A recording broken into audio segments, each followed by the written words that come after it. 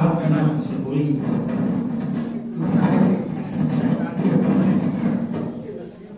Marcia के बारे में पेश कर रहे थे, जिसे आप हज़रात समाप्त कर रहे थे और नशा हो रहे थे।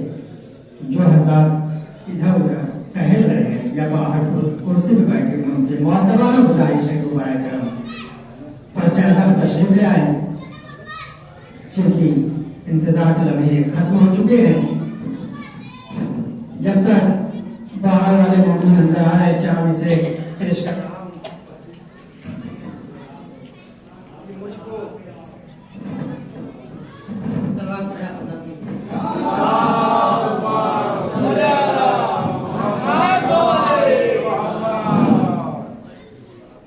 मुझको तस्बीह फातिमा की कसम, मुझको तस्बीह फातिमा की कसम दस्त में जा बजा भी करना है। मुझको तस्बीह फातिमा की कसम दस्त में जा बजा बिखरना है, तो नोके नेज़ा पे मेरा सर रख दो, हक के ज़हरा बयान करना है। नोके नेज़ा पे मेरा सर रख दो, नोके नेज़ा पे मेरा सर रख दो, हक के ज़हरा बयान करना है। हक के ज़हरा बयान करना। चार से तारीख के दो मंजर एक शेर में पेश करने की कोशिश की है जनाब फकीर मेहदी साहब ने, और चार नसूस के बाद इंशाअल्लाह मौलाना मौसूफ होंगे कि नोके नेज़ा पे मेरा सर रख दो, हक के ज़हरा बयान करना है। तो दावे बागे फिदक हो या हो मिंबर का सवाल, दावे बागे फिदक हो या हो मिंबर का सवाल, जुल्म को सबके किरदार से डर लगता है। शेर समाज में तीसरा चौथा में से बताए खास पे सलाम की दावे बागे फिदक हो या हो मिंबर का सवाल, जुल्म को सबके किरदार से डर लगता है, तो चाहे दरबार खिलाफत हो या दरबार यजीद, चाहे दरबार खिलाफत हो या दरबार यजीद, जो है गासिब उसे हकदार से डर लगता है। चाहे दरबार खिलाफत हो या दरबार यजीद, चाहे दरबार खिलाफत हो या दरबार यजीद, जो है गासिब उसे हकदार से डर लगता है, जो है गासिब उसे हकदार से डर लगता है। आइए इंतजार के लम्हे खत्म हुए, बिला कभी मसीरत मासूमी की रोशनी करने के लिए ज़ाकिर अहले बैत आली जनाब मौलाना सैयद इरफान हैदर ज़ैदी साहब की बारगाह में गुज़ार उनके रौनक के अफरोज़ मिंबर हो और उन्हें उम्मीद के दुरूद को मुनव्वर फरमाए। आप हज़रात मौलाना मौसूफ का इस्तक़बाल बावाज़े बुलंद नाद सलवात।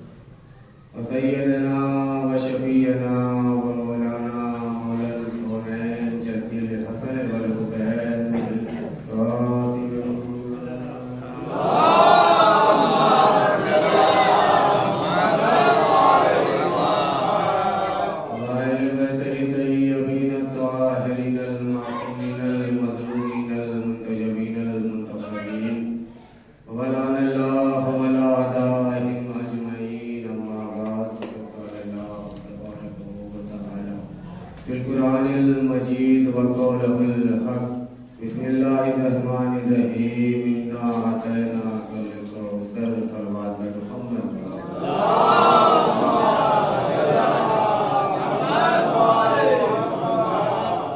अज़ीज़ान गिरामी, सोबराने शहदाद के कोने बमातल्लारानी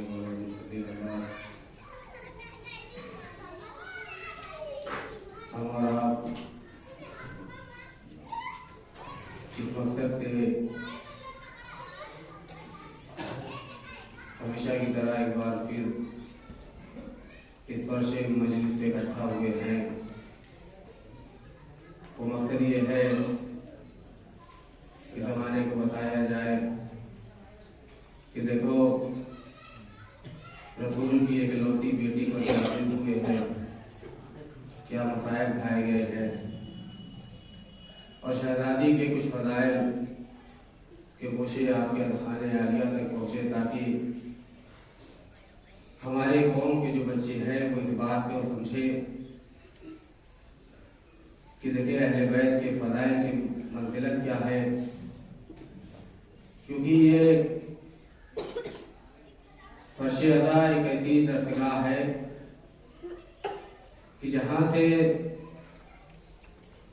कोशिश ये रहे कि हम कुछ न कुछ सीख कर जाए,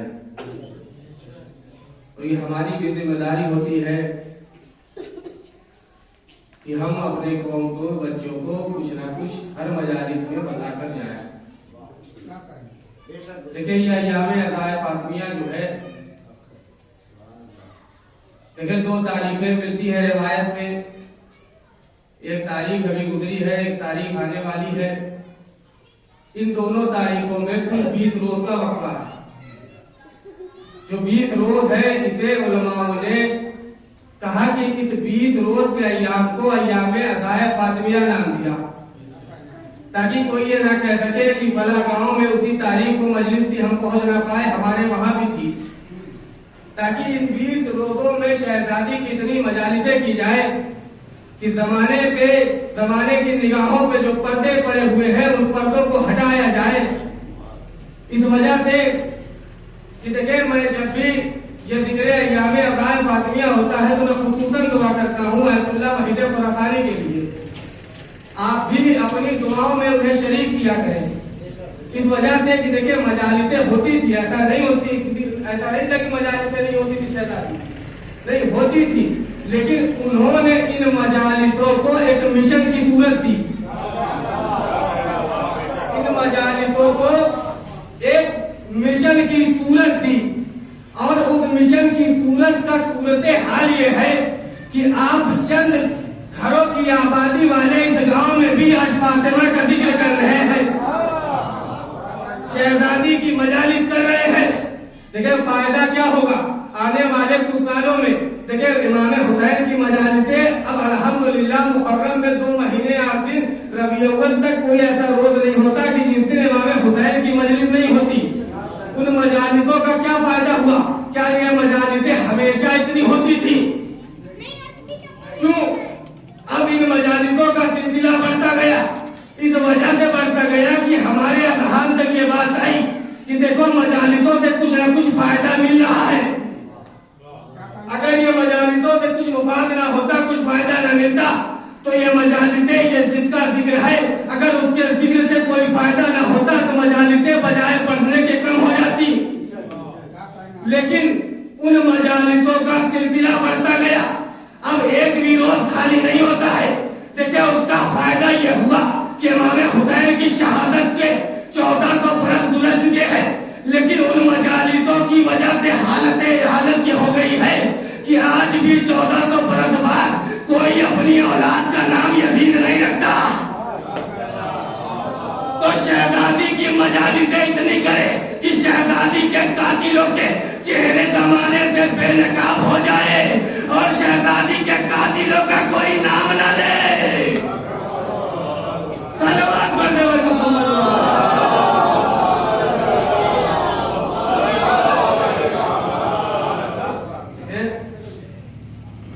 तो नजफी है माशाल्लाह। नजफ में मैं कहता हूँ कि जो अहले बैत के फदाइल हैं, खुसूसन मौलाए कायनात के जो समंदर है है उसका एक कतरा भी अभी हिंदुस्तान में नहीं आया है।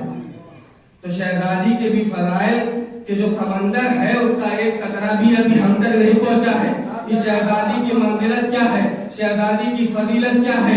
देखिए पहले तो मौला के फजाइल पढ़ने में खतीब घबराते थे, मौलाना आप तो शहजादी के फजाइल पढ़ दो तो कहते हैं लोग कहाँ से आ गए ये फजाइल, हमने तो नहीं सुना था। देखिए ये सवाल आज कौन करता है कि देखिए आज ये बच्चे बैठे हुए हैं, इन्हें जब मजलिसों में लाए शहजादी की तो ये कह कर लाए चलो दादी की मजलिस है, चलो अम्मा की मजलिस है। इनके देखिए परवरिश का बहुत असर होता है। अगर इनका बचपना आपने कार्टून में गुजार दिया, अगर बचपने को कार्टून में गुजार दिया तो कल ये जब मजालिसों में जाएंगे तो इन्हें अहले बैत की मंजिलत का पता ही नहीं होगा।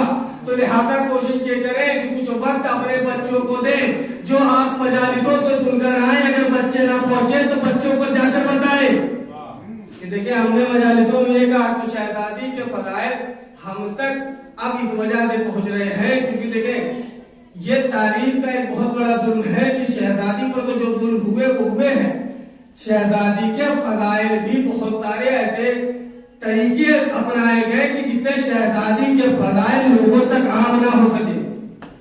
उसकी वजह यह है कि अगर शहजादी की मंजिलत तो फजीलत हम तक आएगी तो हो सकता है शहजादी का वो खुतबा भी हम तक सबसे पहले आ जाए जो शहजादी ने दरबार में दिया था।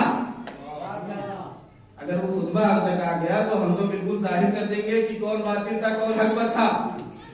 तो देखिए शहजादी के फजाइल छिपाने की सबसे बड़ी शक्ल दी गई, वो शक्ल दी गई कहानियों की। आज भी किताबें घरों में मौजूद है, कहानियों की शक्ल दी गई ताकि हम तक हकीकी फजाइल ना पहुंचे। देखिए शहजादी की मंजिलत छिपाने के लिए मैंने कहा एक तो कहानियों का सहारा लिया गया, दूसरा शहजादी की वाहिद ऐसी एक शादी है कि जो अर्श पर भी हुई थी फर्श पर भी हुई थी। इस फजीलत को छिपाने के लिए ये बात आम कर दी गई कि देखो जोड़े आसमानों पे बनते हैं, जोड़े आसमानों पे बनते हैं, आसमानों पे कोई जोड़े नहीं बनते। ये शहजादियों वाली की फजाइल फजीलत को कम करने के लिए कहा गया। अगर खुदा जोड़ों को आसमानों पे बनाता तो जमीनों पे कभी चला के ना होती। मोहम्मद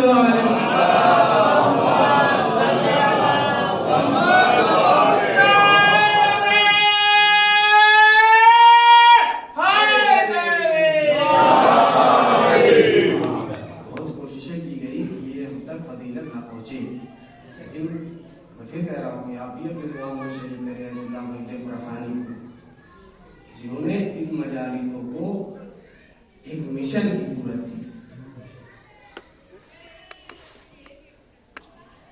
ये होता है कि सवाल होते हैं कि देखो आपने कुरान से मजलिस का या हदीस से मजलिस का क्या मौजू बनाया। आज की मजलिस का मौजू वो है कि जो खुद कुरान का मौजू है, जिसे अल्लाह ने मरकज बनाकर इस कायनात में भेजा है। तो बड़ी जिम्मेदारी से कह रहा हूं ये बात कि अहले बैत के फजाइल का मरकज जो है वो शहजादी कौनैन है। अगर आप चाहे तो घर के बाहर के फजाइल देख लें, चाहे घर के अंदर के फजाइल देख लें। अल्लाह ने जिसे मरकज बनाया है वो शहजादी कौनैन की जात है।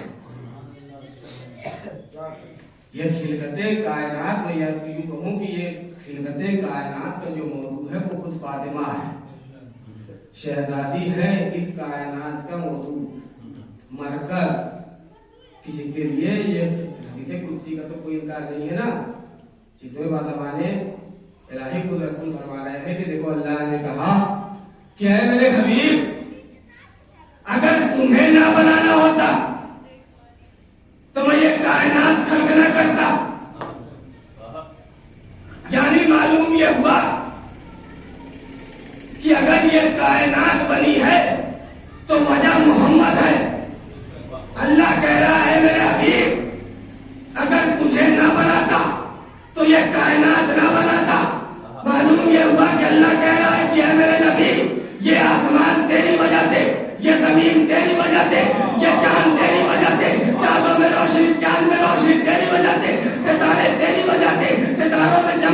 बजाते, सूरज तेरी बजाते, फरिश्ते तेरी बजाते, हद हो गई आदम तेरी बजाते, इब्राहिम तेरी बजाते, ईसा तेरी बजाते, मूसा तेरी बजाते, यहया तेरी बजाते, जकरिया तेरी बजाते, तौरात तेरी बजाते, ज़बूर तेरी बजाते, इंजील तेरी बजाते, कुरान तेरी बजाते। ऐ मेरे हबीब, ये पूरी कायनात तेरी बजाते है, लेकिन ऐ मेरे नबी तुझे भी ना बनाता अगर अली को सलमान बन मोहम्मद।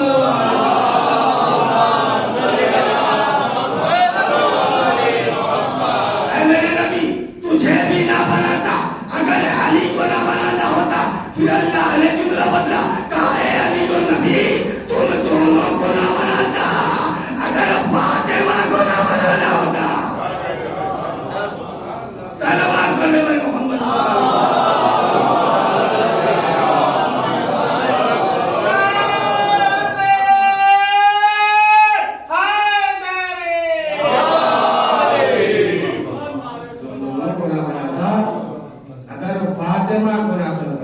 फातिमा को ना बनाना होता तो मालूम ये हुआ, ये नबी की मोहब्बत में अल्लाह ने कायनात बनाई।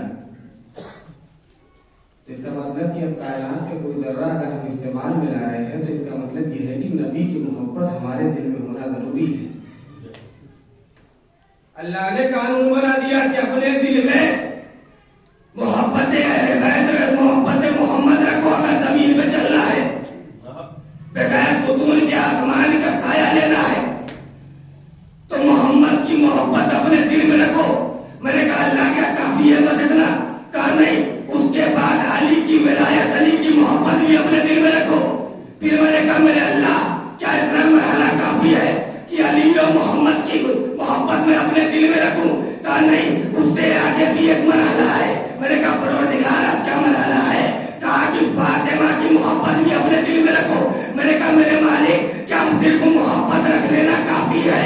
तो आवाज़ कुदरत आई नहीं, सिर्फ मोहब्बत रखना काफी नहीं है, तवल्ले के साथ साथ दुश्मनों पर तवल्ला।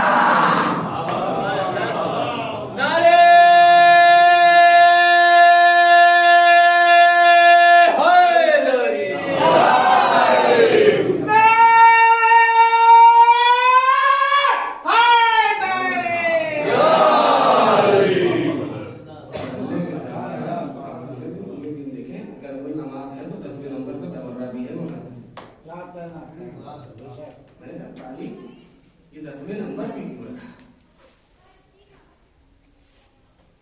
लोग कहते हैं कि 10वें तक जाने की क्या जरूरत है? जरूरत है, जरूरत ना होता तो 10वें नंबर पे नहीं होता। मैंने कहा अभी आप ईमान के दर्जे तक पहुंचे ही नहीं है।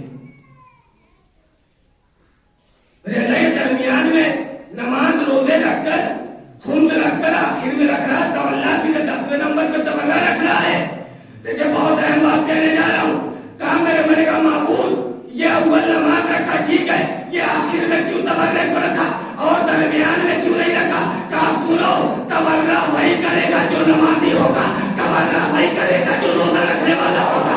मैंने कहा मेरे मालिक इतना काफी है, ये 5वें नंबर पे तुमने खुद क्यों रखा? तो आवाज है कुदरत आई, सुनो, लुटेरा कभी लुटेरे पे लाना। धन्यवाद मोहम्मद।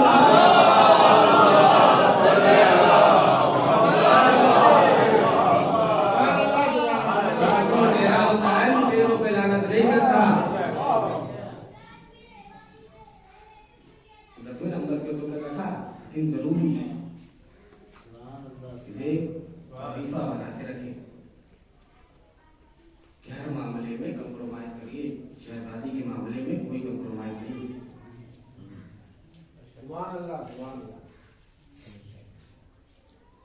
शहजादी कौलैन को अल्लाह ने मुझे कहा कि फज़ाइल अहले बैत का मरकज रखा।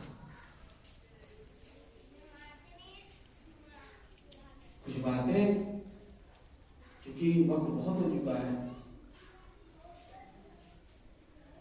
बहुत जल्दी जल्दी आपके अज़हाने आलिया तक पहुंचानी है।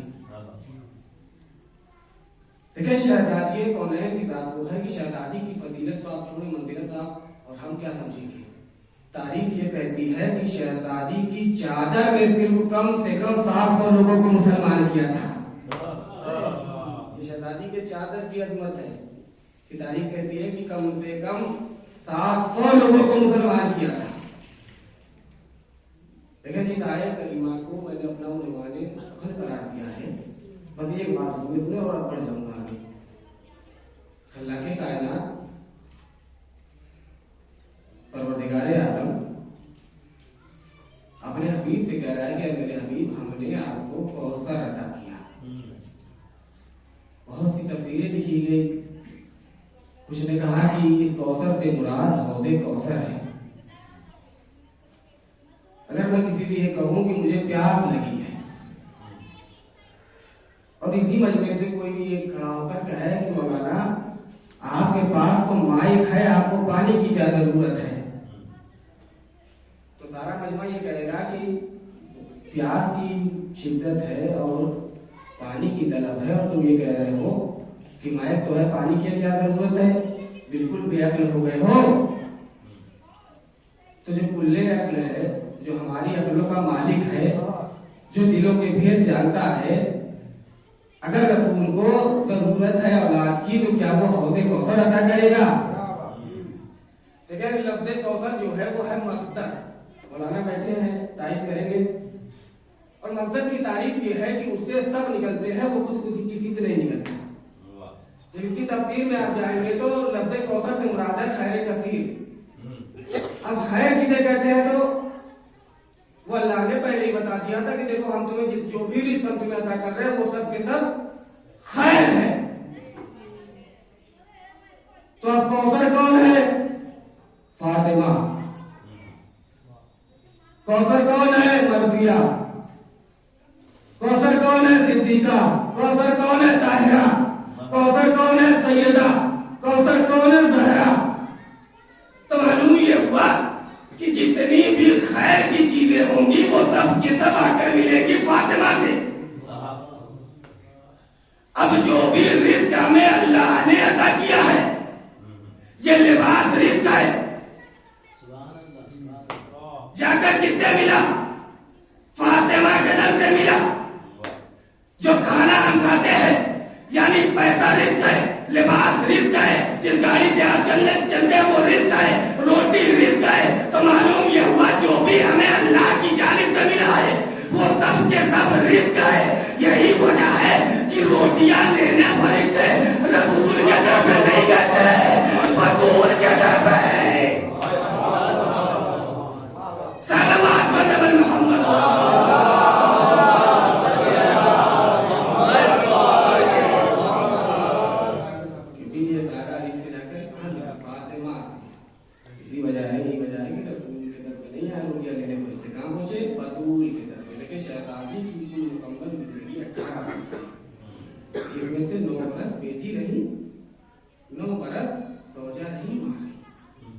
लेकिन ये जो बेटी वाला मरहला था वो जिंदगी ऐसे गुजारी है कि रिवायत ये कहती है कि अगर नबी करीम कभी तबलीग से वापस आते थे और अगर थकन महसूस करते थे तो ये कहते थे कि जैसे ही जनाब सैयदा को देखते थे कहते थे कि मेरा दिल ये चाहता है कि मैं दोबारा वापस तबलीग में निकल जाऊं। तो सारी हदीसें आपके अज़हान में मौजूद है। फातिमा तो उम्मु अबीहा, फातिमा तो बदअतु मिन्नी, फातिमा मेरा बड़ा। जब उलमाओं से इसकी तफसीर आप पूछिए तो उनको मालूम ये होगा कि नबी ये नहीं कह रहे कि मेरा टुकड़ा है, नबी ये कह रहे हैं कि यानी फातिमा रिसालत का टुकड़ा है, मेरी नबूवत का, मेरी रिसालत का टुकड़ा है। और अगर टुकड़ा देखें जुद जो होता है अगर कुल से जुदा हो जाए तो कुल जो होता है वो नाकिस हो जाता है।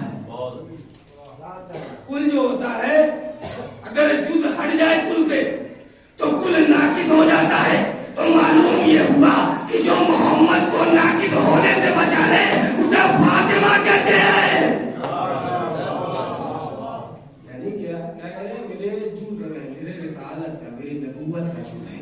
तो इसका मतलब ये हुआ कि अब जब से नबी है, जब से नबूवत है, तब से फातिमा है। भैया हमने जब पता किया कि नबी कब से नबी है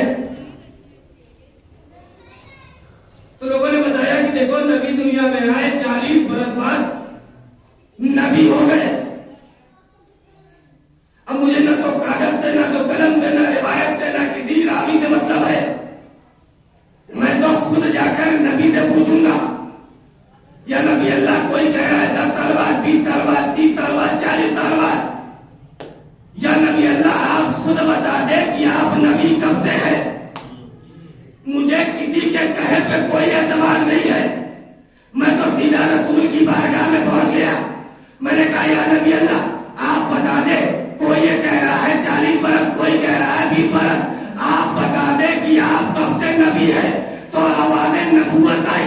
कहा सुनो मैं उस वक्त भी नबी था कि जब आदम आबोगीर के दरमियान थे।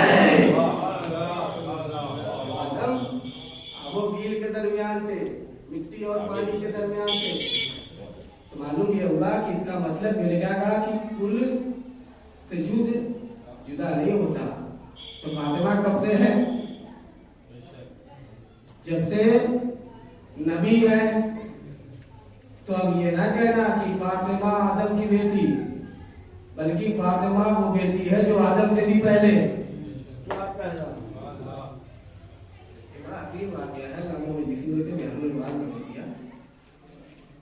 ताकि जब जनाबे आदम को अल्लाह ने जनाबे आदम को खल किया, सारे फरिश्ते जनाबे आदम की जानिब देख रहे थे। तो जनाबे आदम ने ये सोचा कि शायद मैं इतना खूबसूरत इस वजह से ये सारे फरिश्ते मेरी जानिब देख रहे हैं। तो हमारे कुदरत आई कि आदम ये तुम्हें नहीं देख रहे, ये तुम्हारी पेशानी में जो नूर है उस नूर को देख रहे हैं। कहा कुछ ऐसा गुजरा था कि जनाब आदम जब जन्नत की तरफ चले, एक मुकाम पर पहुंचे हैं तो देखा है कि एक नूरी खातून मौजूद है। आवाज दी मेरे मालिक ये कौन है? आवाज कुदरत आई कि ये कोई और नहीं मेरी कनीज़े खास फातिमा है। कहा कि ये मेरे मालिक मैं देख रहा हूं कि इसके सर पे एक नूर का ताज है, इसके गले में एक नूर का हार है, इसके कानों में दो नूर के गोशवारे हैं। आवाज इलाही आई कि ये आदम ये सर पे जो इसके नूर का ताज है ये इसके बाबा का ताज, ये इसके बाबा का नूर है।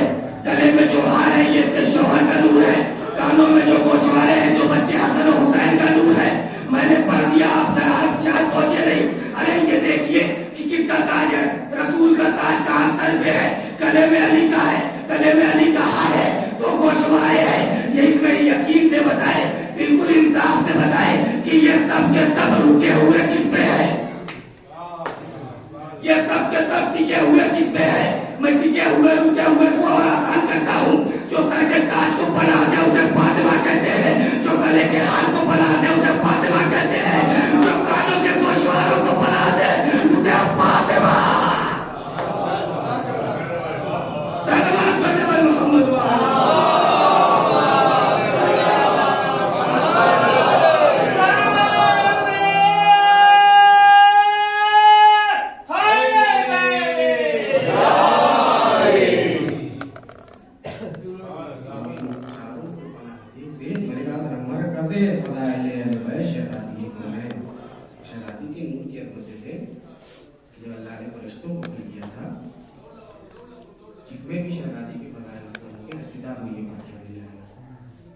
जब अल्लाह ने फरिश्तों को खल किया तो फरिश्तों ने देखा कि चारों जानिब अंधेरा है।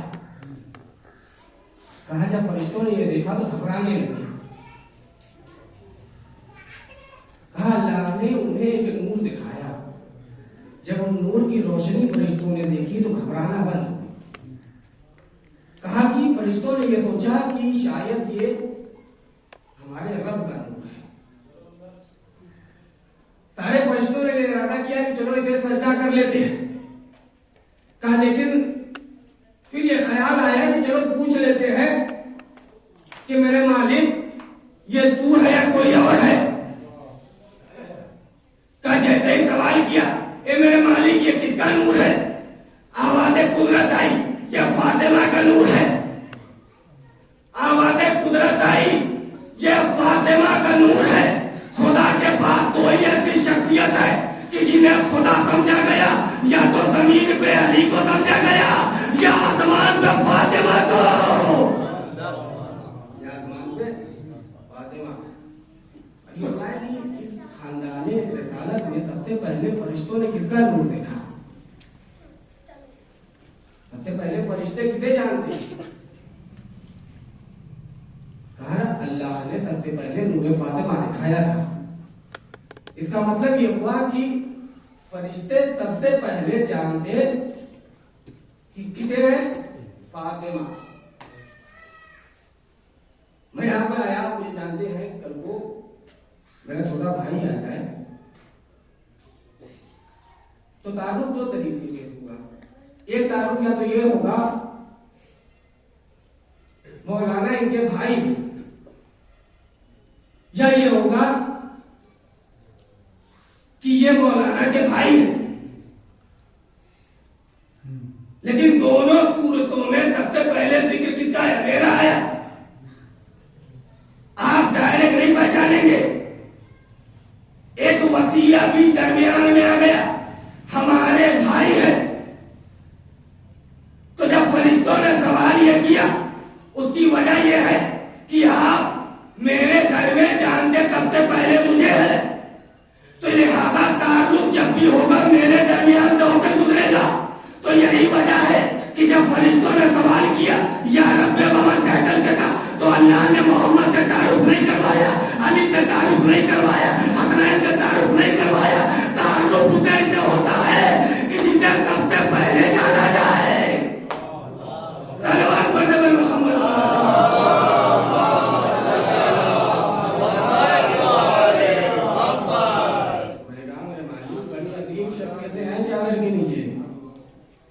चादर के नीचे बड़ी अजीम शख्सियतें है। तेरा महबूब भी है, तेरा हबीब भी है, मौलाए कायनात भी है, हसनैन भी है। और तारुफ हो रहा है किसके जरिए से? फातिमा के जरिए। अच्छा, हम जब बच्चों से सवाल करते हैं कि पंचतन का नाम सुनाओ, तो बच्चे हमारे जो घरों के बच्चे वो कहते हैं मोहम्मद, अली, फातिमा, हसन, हुसैन। जिब्राइल से आप पूछिए कि पंजतन के नाम बताएं, तो जिब्राइल कहेंगे कि फातिमा, फातिमा के बाबा, फातिमा के शौहर, फातिमा के बच्चे। मैंने कहा महबूब ये समझ में नहीं आया। पंजतन हम भी बताते हैं, पंजतन फरिश्ते भी बता रहे हैं। चादर के नीचे भी जब सवाल हुआ तो तूने कहा फातिमा है, फातिमा के बाबा है, फातिमा के शौहर है, फातिमा के बच्चे हैं। मेरे अल्लाह चलो ठीक है, आपने ताल्लुक करवा दिया, कम से कम इन चारों में से किसी एक का नाम भी तो ले लेता। आखिर नाम क्यों नहीं लिया? कहा अभी तुम नादान हो, अभी मैं थोड़ी देर में आए तदहीर भेजूंगा, अभी थोड़ी देर में मैं आए तदहीर भेजूंगा। कि अगर देखो जब भी कोई आकर कहे कि हम भी अहले बैत में से आए, हम भी अहले बैत में से आए, तो खबरदार रसूल के रिश्तेदार न लाना, बतूल के रिश्तेदार। सल्लल्लाहु अलैहि मोहम्मद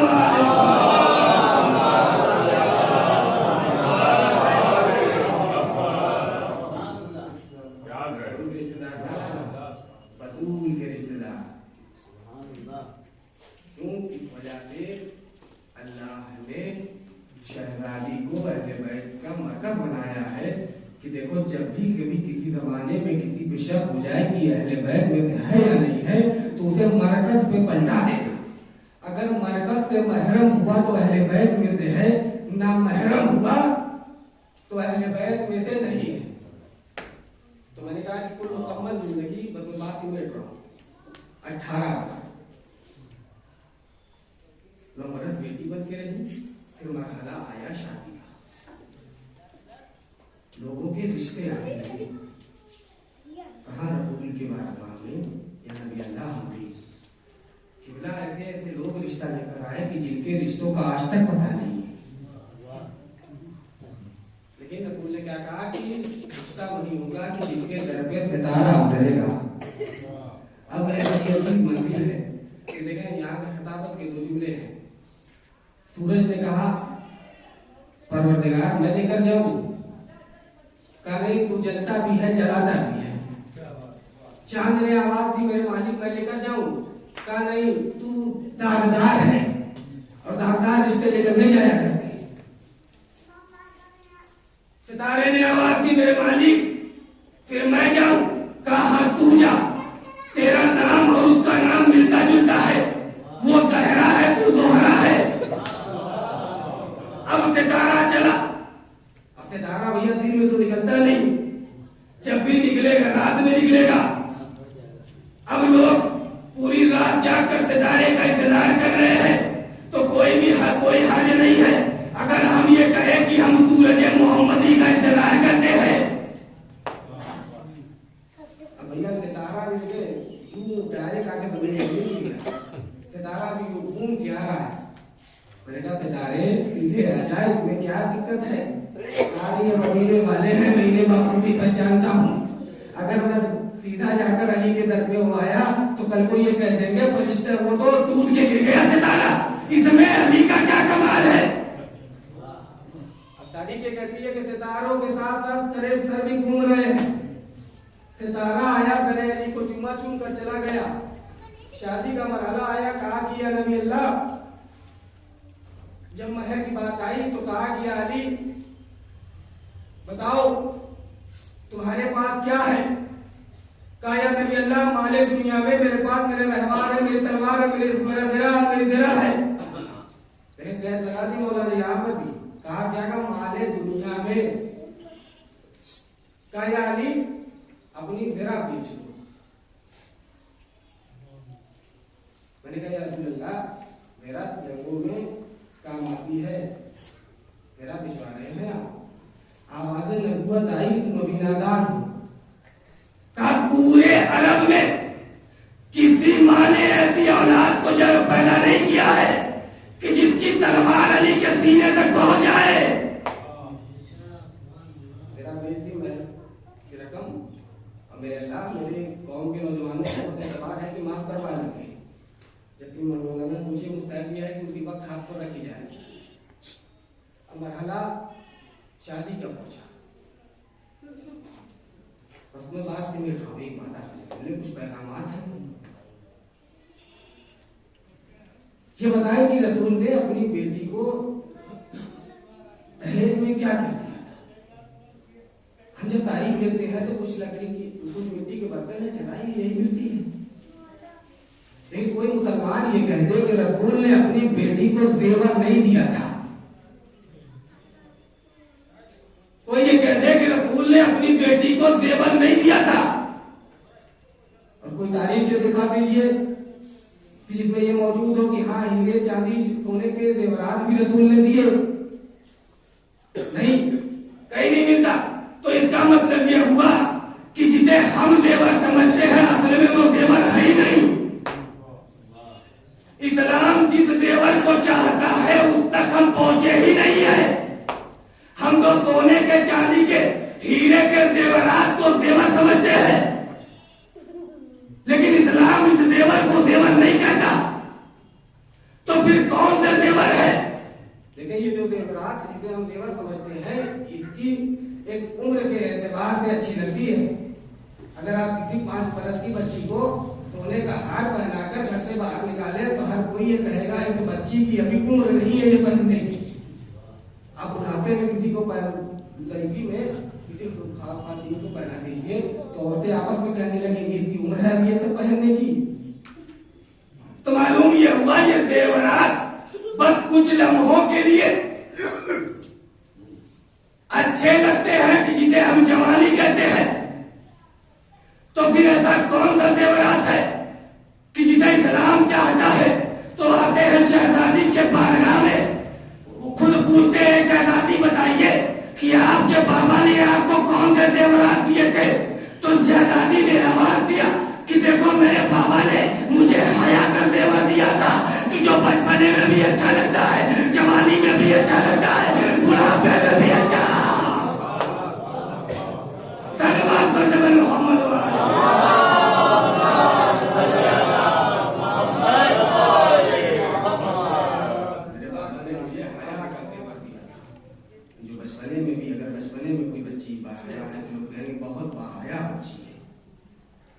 में है तो बहुत बाहया औरत है। तो देखिए मासूमीन का कौल है कि मर्द औरत का बापर्दा होने के लिए मर्द का बागैरत होना बहुत जरूरी है। शहजादी कौन है? जिंदगी है, अब जाकर तस्करा कई बार होंगे, लेकिन अब ये दौर वो चल रहा है, कभी कभी तो दिल ये करता है। लेकिन बहुत से हमारे लोग ये बातें मैं कहता हूँ कि नाराज हो जाते। तो वो हो गया है कि नामहरमों को फेसबुक तक लाया जा रहा है। ये वाकई हमारे लिए बहुत शर्म की बात है।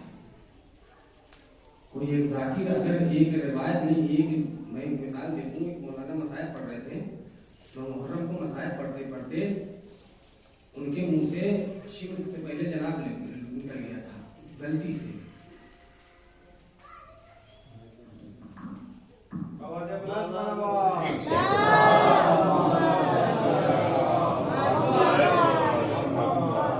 आज तक उन्हें इसी नाम से जाना पहचाना जाता है। तो पूरी आवाम ये बात पकड़ती है कि देखो एक लफ्ज गलत पढ़ा था उन्होंने, एक लफ्ज गलती से निकल गया था। लेकिन मैं कह रहा हूं ना कि अपनी महरमों को फेसबुक तक लाया जा रहा है, तब न जाने सबकी गैरत कहां मर जाती है।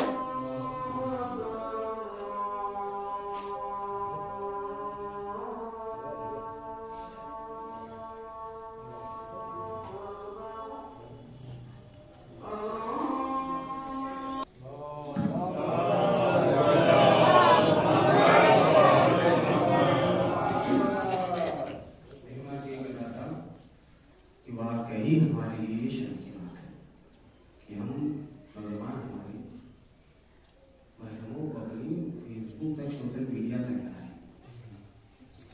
देखिए बड़ा हसीन वाकया था कि एक बाप मर्दा बच्ची की शादी एक बहुत बेगैरत लड़के के साथ हुई। बस ये नाराज पैगाम था। कुछ रोज गुजरे थे कि उसने अपने भाई से शिकायत की कि देखें भाईजान, बात यह है कि जो मेरा शौहर है ये चाहता ये है कि मैं इसके साथ इसके हर दोस्त के घर, हर फंक्शन में, हर पार्टी में जाऊं और अपने चेहरे के, अपने बालों की नुमाइश करूं। अगर ऐसा ही चलता रहा तो मेरा गुजारा इसके साथ नहीं होगा। भाई ने ये बात तो नहीं कहा कि आप घबराइए नहीं, मैं आता हूं। अब भैया ताले साहब पहुंचे। अब जब बहनोई के घर ताले साहब पहुंचे तो जाहिर सी बात है बहनोई साहब बिल्कुल देखकर खुश हुए कि ताले साहब आए हैं, मेहमान नवाजी में कोई कमी न रहने पाए। कहा क्या खाएंगे? कहा वही जो मेहमानों को आप खिलाते हैं, और क्या खाएंगे? कहा चलिए फिर बाजार से लेकर आते, कर नहीं रुकिए हम भी चलेंगे। कहा ठीक है रुको, मैं जरा थैला ले लेता हूँ। कहा उसकी क्या जरूरत है, वही कताब से ले लेंगे। कहा ठीक है चलो। जब वहां पहुंचे तो उन्होंने कहा कि इसके टुकड़े कर दो। तो ताले साहब बोल पड़े, कहा टुकड़े की क्या जरूरत है, बाजी घर पे कर लेगी। कहा अच्छा ठीक है इसे थैले में डाल दो। कहा कितनी दूर घर है? अरे एक ही हाथ में लेकर चलो। अब थोड़ी दूर पहुंचे थे, हाथ में लोटा है गोश्त का। थोड़ी दूर पहुंचे, नीचे से कुत्ते ने हमला किया, ऊपर से कौवे ने हमला किया, फिर नीचे से कुत्ते ने हमला किया, फिर ऊपर से कौवे ने हमला किया। अब बहनोई साहब ने उस गोश्त के लोटड़े को जमीन पे फेंक दिया। कहा देखो मैंने तुमसे कहा था कि गोश्त को बगैर पर्दे के नहीं ले जा सकते। अब ताले साहब ने कहा कि जब ये गोश्त क्यों बगैर पर्दे के, सलवात पढ़ते हुए मोहम्मद वाले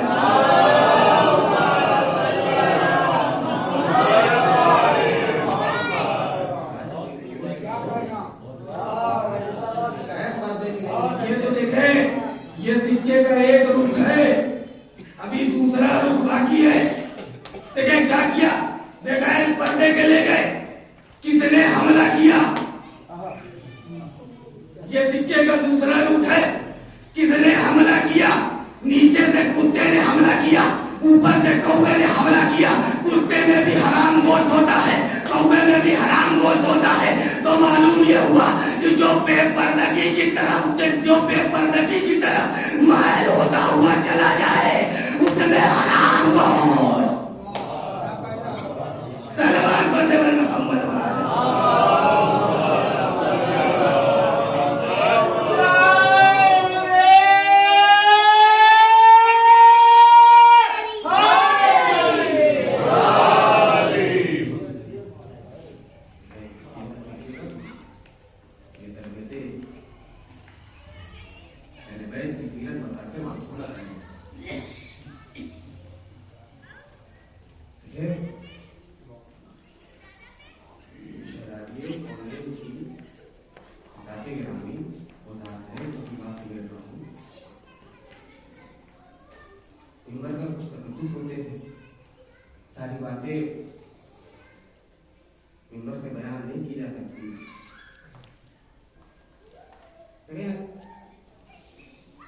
बातें ऐसी हैं, हर बस्ती में हर तरीके के लोग होते हैं। एक बस्ती में 2 तरीके के लोग थे। एक साहब वो थे, बस आखिरी बात, एक पैगाम समझिए, जब उन्होंने 2 तरीके के लोग, मैंने कहा ना 2 तरीके के लोग, एक लोग के साहब वो थे कि जिनके पास पैसा बहुत था, अखबार पढ़ने के बहुत बड़े शौकीन थे, लेकिन कभी खुद के पैसे का नहीं पड़ा, फिर भी पैसा बहुत है, पान खाने के भी बहुत शौकीन थे, लेकिन हमेशा दूसरों के खानदानों के पानदानों से खाया, कभी खुद के पानदान से नहीं खाया, लेकिन पैसा बहुत है। अगर किसी ने कह दिया कि हमारी तबीयत या हमारे बच्चे की तबीयत खराब है, 20 रुपया दे दीजिए, तो फौरन भगा देते, हटो पैसा बांटने के लिए है मेरे पास। लेकिन पैसा बहुत है, कभी किसी के काम नहीं आए, लेकिन पैसा बहुत है। कोई मजलिस के नाम पे पहुंच गया चंदा लेने के लिए, कह दिया कि देखो हम उतने में अपने घर की 3 वक्त की सब्जी खरीद लेंगे, जितना तुम्हें देंगे, लेकिन पैसा बहुत है। अब फर्ज कीजिए कि ऐसे के घर अगर किसी रात चोरी हो जाए, तो बस्ती के हर नौजवान चौराहे पे जमा होकर कहेगा कि जो काम हम पूरी जिंदगी न कर सके, चोर एक रात में कर ले गया। उसी बस्ती में एक साहब और रहते हैं, पैसा उनके पास भी बहुत है। अगर किसी बच्चे को गली में टहलता हुआ देख लिया, फौरन सवाल किया, स्कूल नहीं गया, तो बच्चे ने कहा अरे वो फीस, कहा चलो बैठो लाएंगे, फीस हम जमा कर देंगे। किसी ने मांगा 20 रुपया, जेब से निकला 50 रुपया। कोई मजलिस के लिए पहुंचा, अगर कहा कि 200 रुपये की जरूरत है, 500 दिया। पैसा उनके पास भी बहुत है, लेकिन हर जरूरतमंद के काम भी आते हैं। अब ये सोच लीजिए कि भैया उनके घर किसी रात चोरी हो जाए, अब पूरी बस्ती वाले, पूरे गांव वाले इकट्ठा हो जाएंगे, कहेंगे अगर वो चोर हमें मिल जाए तो उसकी खैरियत नहीं है, उसे तो हम देख लेंगे, उसे तो ऐसे पीटेंगे, ऐसे मारेंगे, कानून के हवाले कर देंगे। ये सारी बातें होती रहेंगी। मैंने देखा ये सारी बातें हो रही है, लेकिन एक घर के छत पर एक खाला अम्मा भी खड़ी है, जो ये कहते जा रही है कि देखो ये चोर मिल जाए तो सबसे पहले मेरे पास लेके आना, चोर मिल जाए तो सबसे पहले मेरे पास लेके आना। मैंने कहा खाला अम्मा क्यों ब्लड प्रेशर हाई कर रही हो, क्या बात हो गई? कारे ऐसे के घर चोरी कर ली जो हर एक की मदद करता था, हर एक के काम आता था, ब्लड प्रेशर हाई ना करूं तो क्या करूं? अरे उस कम वक्त को चोरी करने की क्या जरूरत थी? इससे मांग लेता है, नहीं दे देता। अरे भैया 1400 साल से यही तो हम भी कह रहे हैं कि फातिमा के भड़क लूटने की क्या जरूरत थी, मांग लेते दे देते।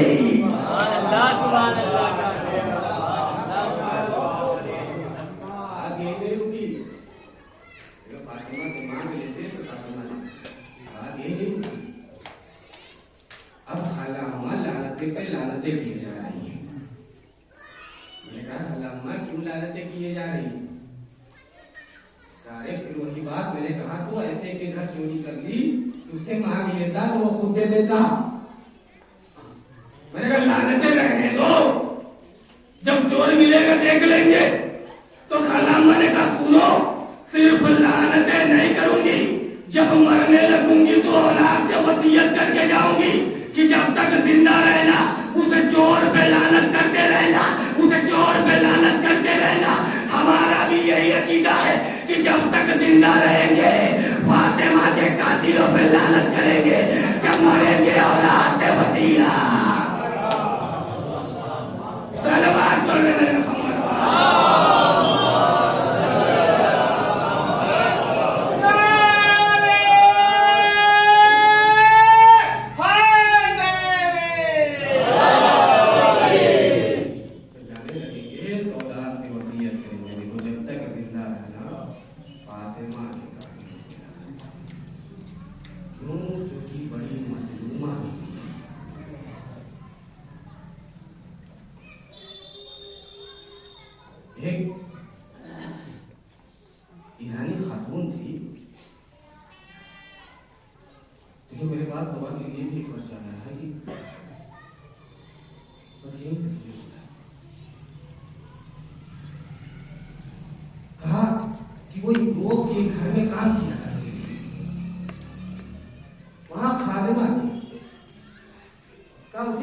बच्ची रहती थी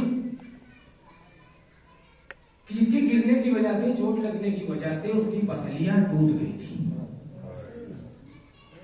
कहा उसने बहुत सारे इलाज करवाए लेकिन जब कहीं पर शिफा न मिली। कहा एक दिन मैंने उससे कहा कि देखो, मैंने तारीख में एक खातून, एक बीबी ऐसी भी देखी है कि जिसकी पसलियां टूटी हुई थी।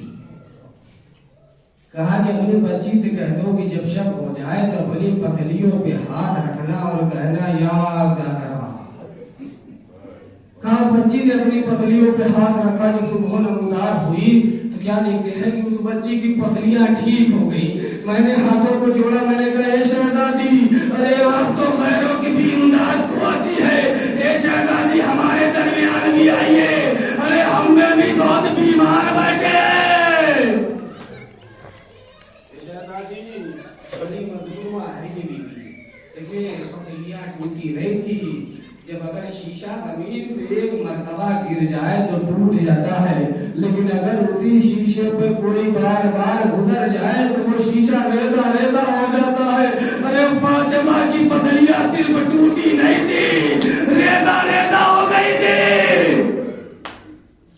अजूब को मिलल्ला, खुदा आपको कोई गम न दे सिवाय मेरे बैठ के बस उनकी फिक्र। बड़ी मजलूमा है ये बीबी, जिसके सर के बाल चंद घंटों में सफेद हो गए। अगर किसी को ये शक होना कि किसी के बाल इतने कम वक्त में कैसे सफेद हो जाते हैं तो वो मक्तल की तारीफ पढ़े। हमीद कहता है कि जब इमाम हुसैन अली अकबर का लाशा लेने गए थे तो इमाम हुसैन के सर में एक बाल भी सफेद नहीं था, लेकिन जब इमाम हुसैन जब ख़याम में अली अकबर का लाशा रखकर वापस मैदान में आए हैं ना, तो हमीद कहता है कि मैंने देखा कि इमाम हुसैन के सर में कोई बाल स्याह नहीं रहा। जब मौलाए कायनात से पूछा गया है मौला ये बताए कि शहजादी के सर के बाल सफेद क्यों हो गए थे, तो हमारा इमाम कहता है कि शहजादी अपने बाबा की तहरीर के टुकड़े चुनते चुनते ज़ईफ हो गई। खुदा इन आवाज़ों पे अपनी रहमत नाज़िल करे। फरमाए शहजादी के गम में रोने में कोई कोताही ना किया करें। क्यों? क्योंकि आज तो रसूल को भी पुरसा देना है, आज तो शहजादी ज़ैनब को भी पुरसा देना है, आज तो हसनैन को भी पुरसा देना है, आज तो अपने वक्त के इमाम को भी पुरसा देना है। सुनेंगे अपने वक्त के इमाम को ऐसे पुरसा दीजिए। कहा जब तहरीर फाड़ी गई दरबार में ना, तो एक मरतबा शहजादी ने दर्द वाली आवाज में बड़ा अजीब जुमला कहा, जवाब तुमने मेरा हक छीन लिया ना, अरे याद रखना मेरा एक बेटा मेहदी आएगा। ये मौला आपको शहजादी ने याद किया। ये मौला आइए, हम भी देखे शहजादी के रोजे को तामीर होते हुए अपनी निगाहों से।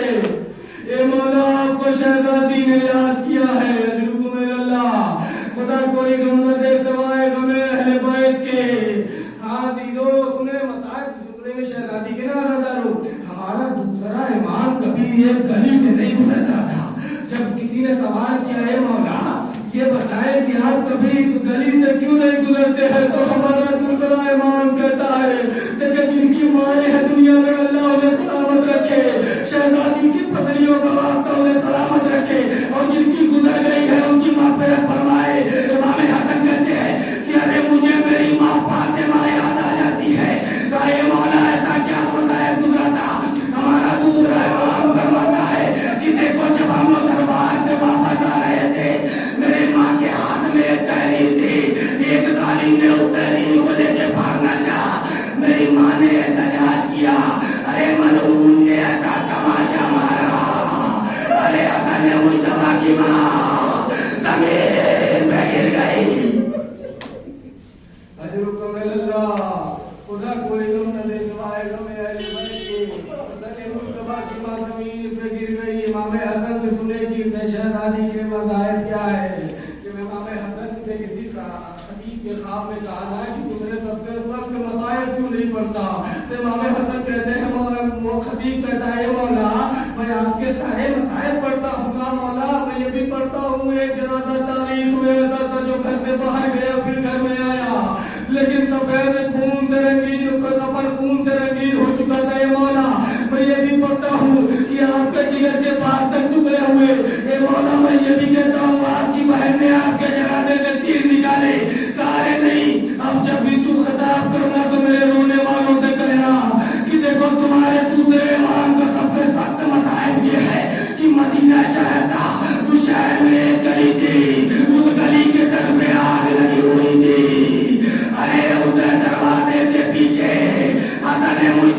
मादर और दीवार के दरमियान आ गई, आवाज देती थी, ए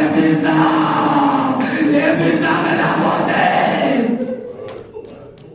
ए फिजा मेरा मोहसिन शहीद हो गया। दरवाजा बहुत जल्दी जल्दी आखिरी दो फिक्रे सुन ले, वो सारे मसाइल बोल रहा हूँ। कहा कि ए फिजा मेरा मोहसिन शहीद हो गया, मुझे संभालो। कहा शहजादी को गश आ गया, लेकिन अब तक शहजादी ने किरदार को कैसे बदला है।